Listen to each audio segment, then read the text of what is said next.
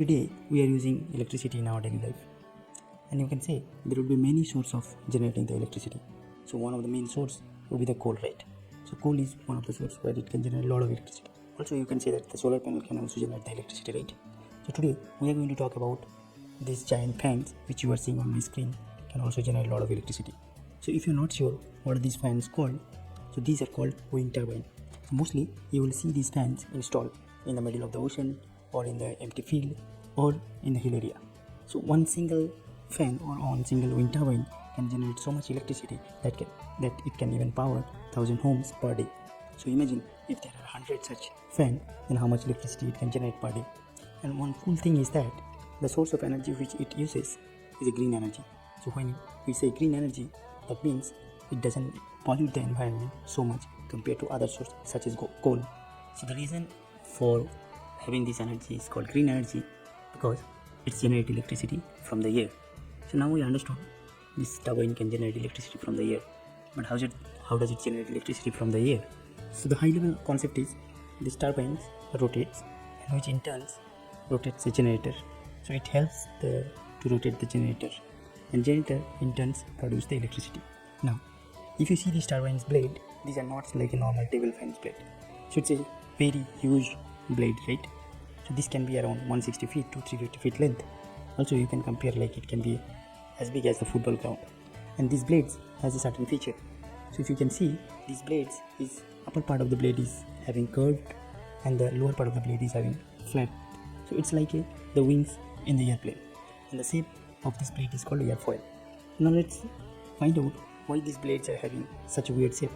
So as you know that this blade needs to rotate, right? So we have to somehow rotate this blade, and as we have said that these blades rotates using the air, right? So we have to create some pressure on this blade so that this blade can be lifted. So to create that pressure, we have to have a low pressure on the upper side and a high pressure on the lower side, so that if we have higher pressure on the lower side, so it can lift. So to generate the low pressure on the upper side and high pressure on the lower side, scientists came up with this shape. Now how this curved shape will help to create a low pressure?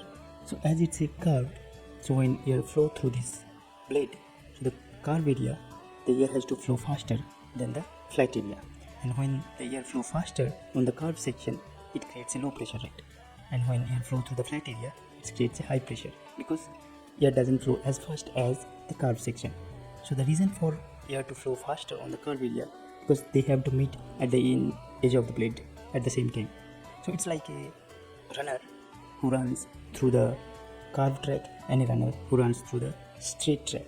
So if they have to meet on the same point, so the runner who is running through the curved track, he has to run faster than the runner who is running through the straight track, right? So that's how air helps this turbine's big blade to rotate.